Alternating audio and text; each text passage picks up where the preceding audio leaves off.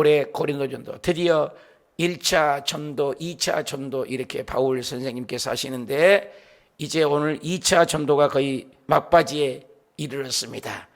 그래서 이제 마지막 장소인 고린도에 이제 복음을 전하는 바울의 모습을 봅니다. 모습을 보면 바울 선생님은 가는 곳곳마다 방해꾼이 있었습니다. 특별히 내 민족이 방해를 했습니다. 그때마다 자기 의도와 관계없이 장소를 옮겼습니다. 옮겼음에도 불구하고 바울의 본질은 변함이 없었습니다. 환경이 열악해도 장소가 옮겨도 오직 예수 그리스도의 십자가의 죽으심과 부활 유일합니다. 그 복음을 전했습니다. 우리는 어떻습니까? 환경이 좀 바뀌고 코로나가 좀 오고 그러면 그냥 엎어지고 넘어질 때가 있습니다. 근데 바울 선생님의 특징은 어떠한 여건 속에서도 복음을 전했다는 것에 감동이 되고 또 말씀을 준비하면서 은혜가 됩니다. 1절 보면 그 후에 바울이 아덴을 떠나, 아덴은 어떤 도시였습니까? 교육의 도시뿐만 아니라 굉장한 철학의 도시, 문학의 도시였습니다. 거기에서 이레 오바고에서 복음을 전하는 굉장한 논쟁을 벌였지만 얻지 못했습니다. 철학과 변론과 쟁론과 헛된 속임수 학문은 그렇게 득을 보지 못했습니다. 바울 선생님이 이 이후로 한 번도 이제 철학적인 에피쿠로스 학파니 스토아 철학이니 철학 얘기를 한 번도 안 했습니다. 아리스토텔, 플라톤 이제 그런 유명한 학자들이 냈던 그 본고장에서 철학적으로 접근해 보려고 했지만 복음은 그게 아니라는 것을 깨달았던 것입니다. 그리고 십자가 외에 나는 자랑할 수 없다. 모든 것 내 아는 지식은 배설물로 똥으로 더러운 찌꺼기로 여긴다. 십자가만을 자랑하겠다. 바울이 굉장한 고백을 하는 것입니다. 그래서 바울이 아덴을 떠나서 고린도에, 또 고린도는 또 어떤 도시입니까? 아주 그때 당시에 고린도는 아주 복잡한 도시입니다. 항만 도시로서 굉장히 부유함이 있고, 부유하니까 죄 짓고 또 음란이 성행하고, 죄 지으면 물질이 많으면 죄를 짓지 않습니까? 그래 물질이 많으니까 음행을 어느 정도 하냐면 이런 우상을 섬기면서 대낮이고 특히 밤이 되면 불야성을 이루고 천명이 아주 성창렬하고 있습니다. 그래서 성전에서 성행위를 1000명이 공식적으로 성행위를 하는 1000명의 여자가 있었어요. 그래서 고린도 여자, 고린도 남자 그러면 바람난 사람, 이상한 사람, 그런 문구가 격언이 생길 정도입니다. 고린도는 도자기 무역, 그리고 돈이 많아. 그래서 돈이 많으니까 타락의 도시, 부유함이 흥행하니까 도덕적으로 타락의 도시였습니다. 아가야 지방의 수도로 아덴의 철학과 예술의 중심 도시와 정반대로 상업과 무역의 요충지로 발칸반도 남쪽에 위치한 무역의 도시, 번영의 도시였습니다.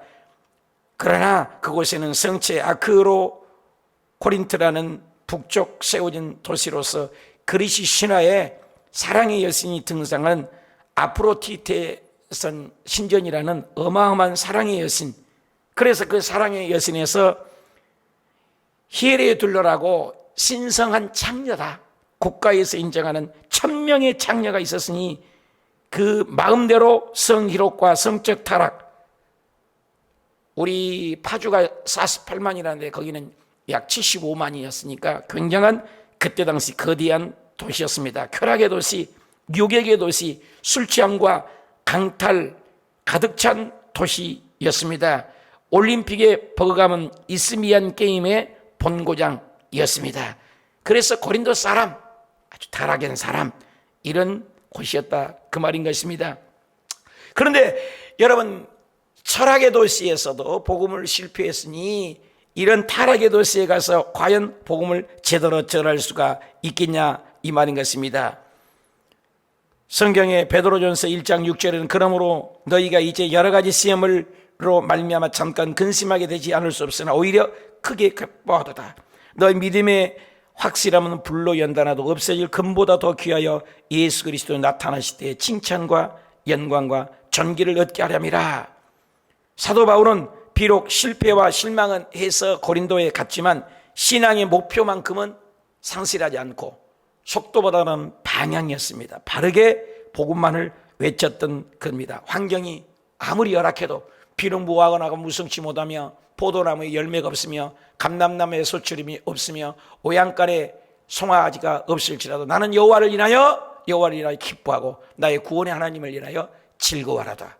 나의 발을 사슴과 같게 하사 나로 나의 높은 곳에 다니게 하시로다. 어떠한 형편에서든지 잠언 24장 16절은 대저 의인은 7번 넘어질지라도 다시 일어나는다는 고백을 가지고 이곳에서도 복음을 외쳤습니다. 그리고 좋은 사람을 만납니다.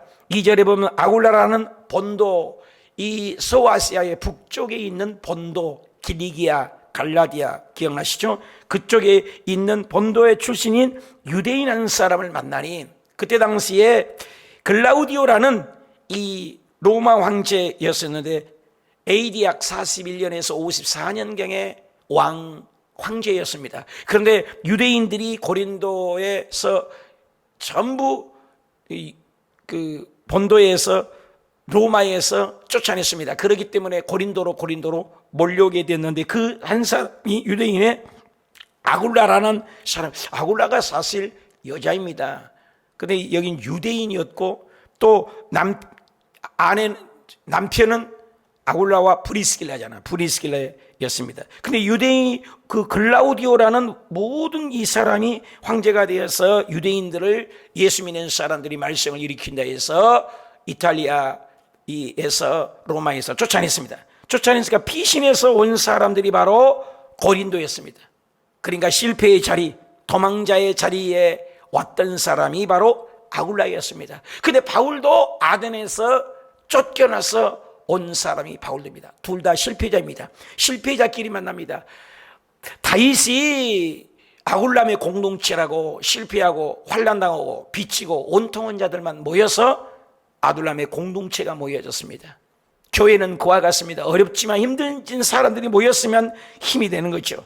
글라디오 그 모든 유대인들을 명하여 로마 떠나게 하니까 한 고로 그가 아내 브리스길라와 아굴라와 브리스길라 그가 그 아내 브리스길라 아굴라와 근데 브리스길라와 아굴라로 많이 나와. 브리스길라가 이제 부인이죠. 아굴라가 남편이요. 그래서 유대인과 헬라 함께 산 거죠. 그래서 아마 그 아내 브리스길라라고 했으니까 브리스길라를 위해서 로마를 떠나지 않았냐 이렇게 보는 것입니다. 이달로부터 온지라 바울이 그들에게 감에 접근을 하는 것이죠. 그래서 아굴라는 독수리라는 이름이고 그렇습니다. 근데 우리의 인생이라는 것은 만남이 우연이 아닙니다. 제가 괌에 갔을 때도 꼭 정말 필요한 분들을 만나 잊을 수 없는 몇몇 분들의 이름이 있습니다. 베트남에 선교할 때도 평생 잊지 못할 분들이 계셨습니다. 순복음교회 또 국장 담임 목사 또 소교구장 할 때도 교구마다 평생 잊지 못하고 지금도 간혹적으로 연락 오는 분이 있습니다. 얼마 전에도 베트남의 여성회장이 집을 사자마자 목사님 모시고 싶다고 모셔서 예배를 드린 건 있습니다만 평생 죽을 때까지 잊지 못할 분들이 있습니다. 물론 호수교에서도 잊지 못할 분이 있죠. 가는 곳마다 있어요. 바울 선생님께서도 일생을 두고 주변에 로마서 마지막 16장의 이름들을 나열을 일일이 합니다. 잊을 수 없는 사람들을 2000년이 지나도 잊혀지지 않는 이름, 그 이름들이 있다는 것입니다. 죽을 때도 찾는 이름, 그 이름. 우리는 주변에 어떤 사람입니까? 그런 자리매김을 하고 있습니까? 그래서 이 로마서 16장 3절에도 너희는 그리스도 예수 안에서 나의 동역자 브리스길라와 브리스 이 말이 나오죠. 그게 아굴라의 이름을 얘기를 하고 있죠. 그래서 이 이달리아로부터 와서 그 복음을 전했던 그 사람을 만나는 거죠. 왜? 3절에 생업이 같으므로 똑같은 이 천막을 하기 때문에 당시의 천막은 굉장히 퀄리티 있는 사업이었습니다. 유망직접이었습니다. 요즘에 마스크 장사를 하면 돈이 한참 대단히 벌어졌지 않습니까? 때에 따라서 배달업이 요즘 배달업으로 바꾸지 않으면 장사가, 먹는 장사는 또 안 된다고 그러지 않습니까? 이 시대에 따라서 조류의 흐름에, 그때 당시에는 로마 군인들이 어마어마하게 전 세계를 지배했기 때문에 정부와 로마 군인과의 상대했기 때문에 가뭄이 없습니다. 노는 법이 없습니다. 손해범이 없습니다. 항상 현찰 거래고 돈이 많았던 것을 압니다. 천막은 아주 유망직접입니다. 왜? 국가와 정부와 군인들과의 상대이기 때문에 천막은 그때 당시 굉장한 성업이었습니다. 그래서 이 생업이 같다.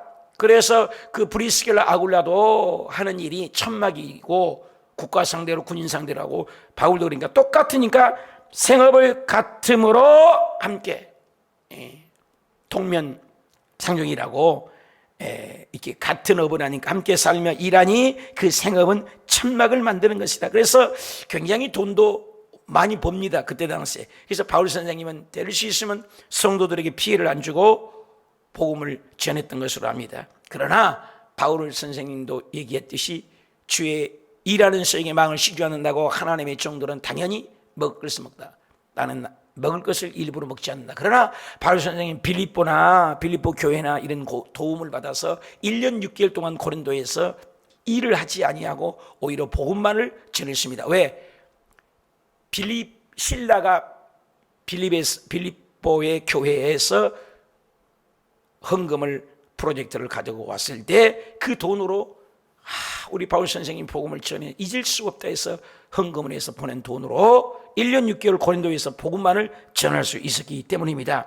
그래서 고린도의 믿음의 동역자를 만나서 그때도 추망당해서 똑같이 피해자인데 여기서 만납니다. 로마서 8장 28절에 우리가 알거니 하나님을 사랑하는 자 곧 그때 때로 부르심을 입은 자들에게는 모든 것이 합력하여 선을 이루는 것처럼 만난 거죠. 이 모양 저 모양 혹은 목사 혹은 교사 어떤 선생으로 주신 것처럼 우리가 직분을 맡아서 아름답게 합력하여 선을 이루는 것을 볼 수가 있습니다. 환난 속에서도 전도의 아잔에서 지쳐있는 바울, 쫓겨난 바울, 로마에서 브리스길라 아굴라가 쫓겨내서 고린도와 했던 실패자의 아굴라, 브리스길라 다 지쳐있는 상황인데 그들이 만났습니다. 그렇지만 거기서 만나 용기를 주고 힘을 줍니다. 우리 주변에 힘 빠지고 맥 빠진 사람이 있습니까? 요즘에 IT에 지진이 일어나 1,300명이 죽어서 우리 정부에서도 또 도와주고 있습니다만, 이렇게 인류는 공동체임을 봅니다. 코로나로 말미암아 전 세계 한 나라만 국부적으로 유행병이 있는 게 아니라 전 세계가 함께 고통하고 있습니다.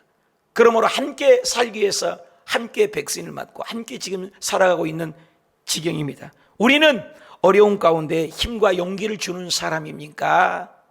그리고 배반하는 사람입니까? 나를 위로해 주고 용기를 주는 사람은 누굽니까? 내 주변에 힘 빠지고 맥 빠진 사람을 나는 돕고 있습니까? 서로 어려운 사람들에게 힘이 되고 있습니다. 안식일마다 바울이 회당에서 4절에 강론을 했습니다. 바울은 여지없이 꼭 회당 중심으로 유대인들에게 복음을 전합니다. 그래서 유대인과 헬라인을 고민하는 거예요. 왜? 일단은 사람들이 회당에 모입니까? 바울이 복음을 전하는 것이죠. 근데 5절에 신라와 디모데가 옵니다. 신라는 이제 어디서부터 옵니까? 빌립보의 교회에서부터 헌금을 거둬쓰고, 디모데는 어디서부터 옵니까? 데살로니가 교회에 파송했는데 마게도나부터 그들이 아덴에서 베레아에서 고통 중에 있을 때 바울만 포도시 빠져나오고 그들이 헤어졌던 것입니다. 그래서 다시 오라 했는데 오게 됩니다. 그래서 바울이 하나님의 말씀을 붙잡혀, 옛날 성경에는 성령에 붙잡혀, 말씀의 사람입니다. 하나님의 말씀에 붙잡힌 것 대단하죠. 말씀이 나를 사로잡아야 기적이 일어나는 것입니다. 그래서 그것을 로고스가 있고 레마가 있습니다. 로고스는 기록된 말씀입니다. 기적이 없습니다. 지식의 정보를 제공할 수 있습니다. 그러나 레마의 말씀은 확 꽂힙니다. 말씀에 붙잡혀서 유대인들이 예수 한결같은 복음, 예수 그리스도의 십자가의 죽으심과 부활, 예수 그리스도를 밝히지 않은 6절 그들이 대적하여 비방하거늘 복음을 받아들인 사람이 있습니다. 베레아 사람은 데살로니가 성도처럼 하나님의 말씀으로 받았다 했습니다. 인간의 말로 받지 않고 하나님의 주의 종의 말씀을 하나님의 말씀으로 받았다는 거예요. 그런데 비방하고 대적하는 무리가 있습니다. 그래서 바울이 화가 났습니다. 옷을 털어버리며 이르되 너희 피가 너희 머리로 돌아가라. 이것은 예수님께서 하시는 말씀입니다. 예수님께서 제자들에게 복음을 전하다가 둘씩 짝지어 보낼 때 복음을 받아들이지만 먼지에 신발까지 떨어버리고 저주해버리고 평안도 빌지 말고 떠나버리라. 복음이라는 것은 그렇게 값싼 것이 아닙니다.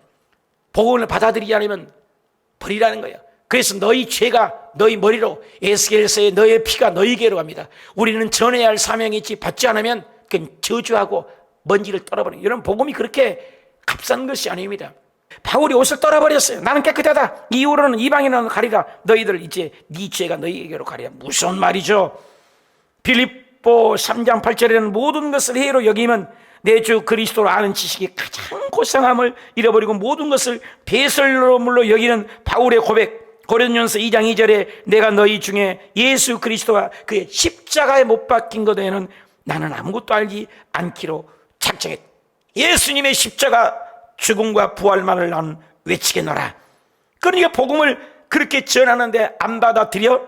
에스겔서 33장 4절에 그들이 나팔 소리를 듣고 정신 차리지 아니하므로 그 임하는 칼에 제감을 당하면 그 피가 자기 먹이로 돌아가리라. 에스겔서 33장 4절에도 고백합니다. 복음을 받아들이지 않으면 그 저주가 본인에게 간다는 거예요. 무서운 겁니다.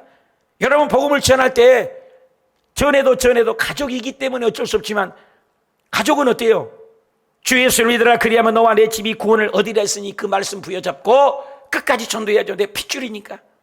저도 내 형제 그렇게 안 믿어도 지금도 전도하고 있어요. 그러나 남이사 한두 번 만날 사람, 이런 사람들은 전도 안 되면 어떡해요? 가족은 끝까지 가야 된다고 생각해요. 복음을 전할 때 나는 비방을 받습니까? 비방받을 때 어떻게 합니까? 나는 시간이 없다, 하나님의 때를 인정하고 갑니까? 어떻게 했습니까? 7절, 거기서 옮겨 하나님을 경외하는 디도 유스도라는 집으로 옮겼습니다. 그때 이제 아굴라 브리스길라가 잘못해서가 아니라 복음을 위해서 옮겼어요.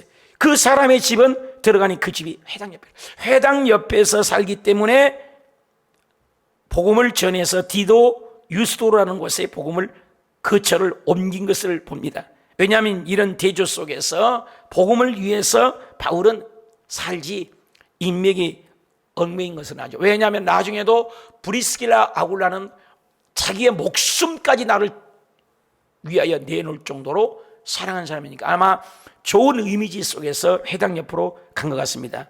그래서 유스도, 정의의 뜻인데 헬라 가요이지 않는가라는 말도 합니다.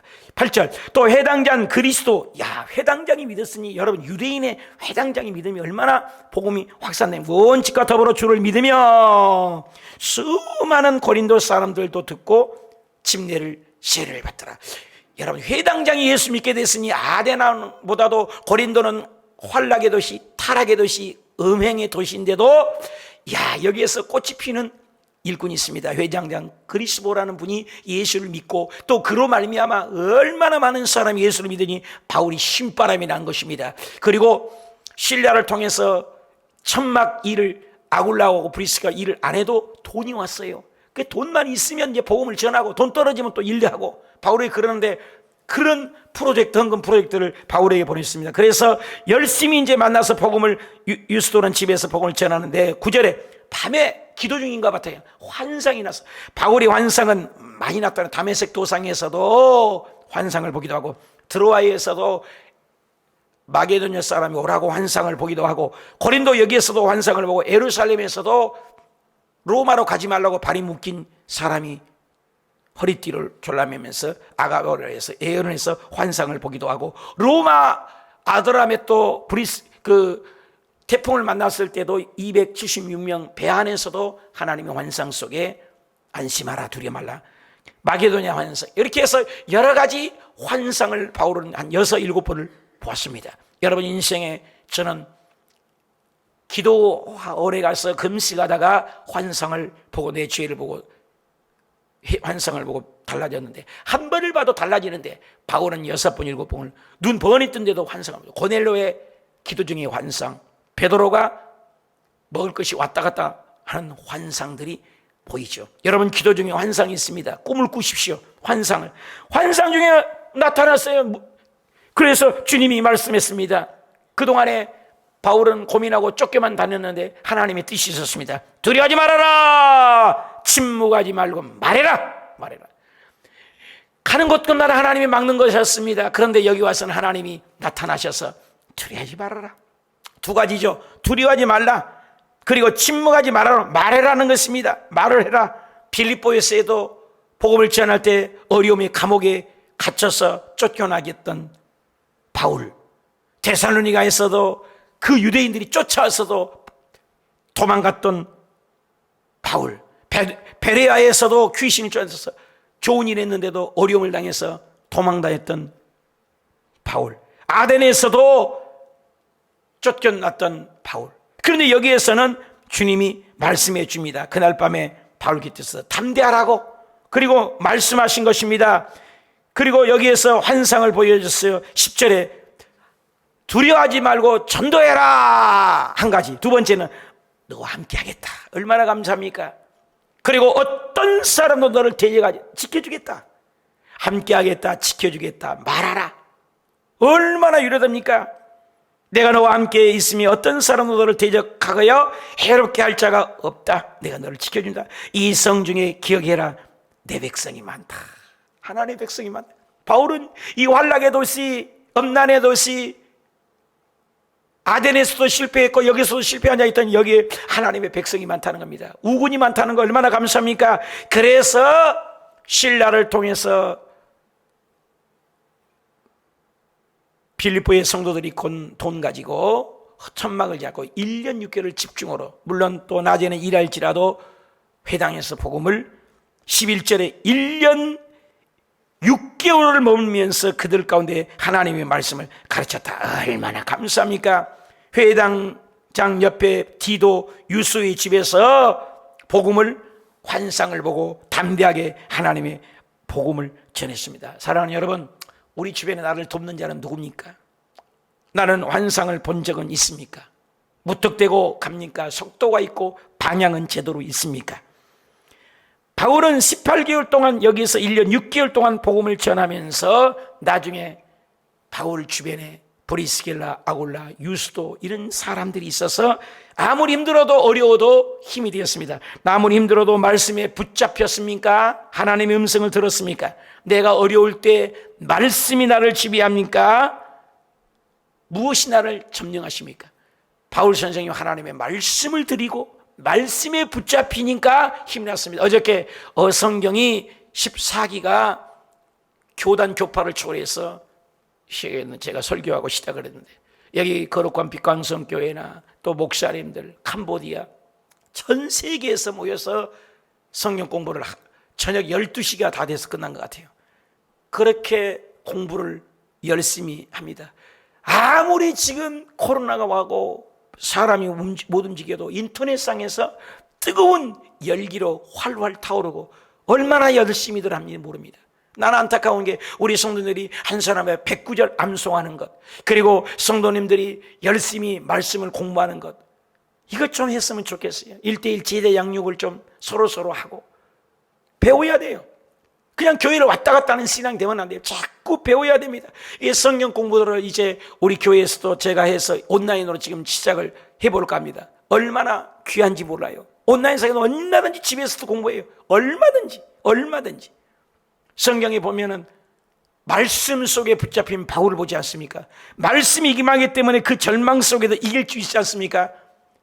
처처에 아이티의 지진이나 홍수나 산불이나 전부 마지막에 징조를 이깁니다. 코로나는 아무것도 아니라고 그러잖아요. 지금 코로나는 지구가 2040년, 옛날에는 2050년이나 2040, 이것도 2030년으로 당길지 모르죠.